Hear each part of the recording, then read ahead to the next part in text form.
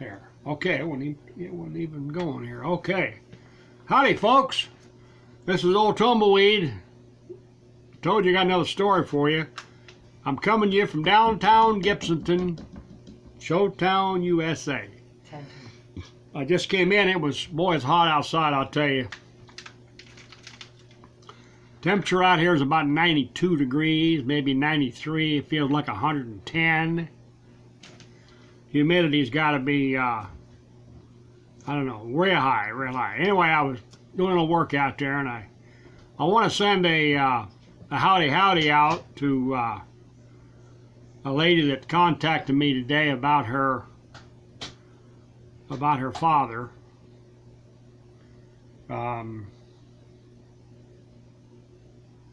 can't remember her name now. That's terrible, ain't it? I just can't do it. Rachel, yeah. Hello, Rachel. I hope you're doing fine. And I got a story to tell you about the impact that this Mariana Reform School had on different boys. And I was very lucky because I put everything away for 60 years in my mind, and it's just too painful sometimes to talk about it. But when we all got together here about 10 years ago, and we had a lot of media coverage and television cameras showed up and everything, and we was interviewed by everybody. I'm sitting out in my house one day, and I got a phone call from this guy. He says, he asked me if I was Don Stratton. I said, yeah. He said, well, I'd come over and talk to you. He said, I was in Mariana. I said, well, yeah, sure, come on over. So he comes over that day, sits on the couch, and we started talking about, he says, he said, I never talked about this to nobody in my life. He says, when I left Mariana, I just completely forgot everything, and I went north up into Kentucky, or maybe it was Tennessee, I can't remember. He said, I built a log cabin, and he said, the things that happened to me in Mariana, I had to get as far as I could away from the state of Florida. He said, they beat me horribly.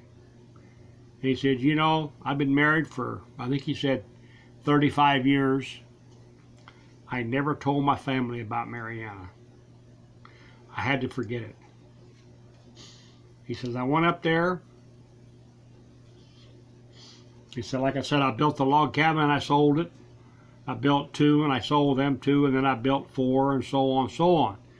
He said, I put together one of the largest log cabin building operations in the country. He said, I was very successful in my life. He said, I got married to a beautiful lady, and all of a sudden tears start coming down his eyes. And I'm over here, we're just talking, and all of a sudden, this guy starts to crying, and he starts bawling. Now, I ain't no psychiatrist, and I don't know this. Here's a man about 65 years old, and he starts to tell me about Mariana and how they beat him and how they tortured him and how the psychiatrist is molesting him and this and that. And this poor guy wouldn't be quiet. And I didn't know how to handle him. I said, man, I said, we're all going through this. I said, everybody has the problems. And he kept it up, and he kept it up, and he kept it up. Well, he says finally, after it was about 20 minutes, so he finally got him calmed down. I got him a drink of water. I said, it's going to be all right, man. I said, we're all here for you.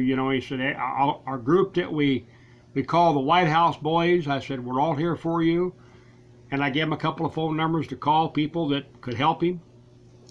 Matter of fact, we even had a state telephone number that we could call in cases like this. If you had problems in your head and you had to call, they had this number they give us, and as far as I know, nobody ever used it. But anyway, I can't tell you this guy's name because I really didn't know him.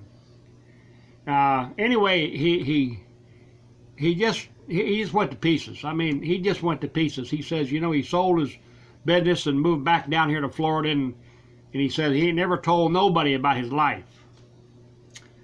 So about an hour went along, and I got him calmed down and told him, look, man, I'm here for you, you know. All I can do is talk to you. Here's this number. He gets in his car and he drives away. Boy, I thought, wow, the poor guy, you know, he really taking it hard. Well, about 2 weeks went by, I got a phone call. It was a woman. And she says, this Don Stratton? I said, yes, ma'am. She said, well, I'd like to thank you for killing my husband. I said, what do you mean? She says, well, he come over there, he seen you on TV. He come over there and he talked to you. I don't know what you told him. But he come back and he started crying and bawling. He bawled for 3 days. And then he took a gun out and shot him. Killed himself. If he hadn't come, I don't know what you told him. But whatever you told him, you're responsible for his death. Wow. I said, my God. What? I said, this is terrible. I said, boy, this is something I can't deal with. I told the lady, I said, ma'am, I don't know what to tell you. I mean, he told me he never told you. He said, no, I never knew nothing about it. I never knew nothing. 35 years we was married. And he never said nothing about Mariana. And you ought to be ashamed of yourself. And I said, well, sorry, ma'am. Well, that just goes to show you that some of these boys never got over it. And what the state of Florida did to us up there is really terrible.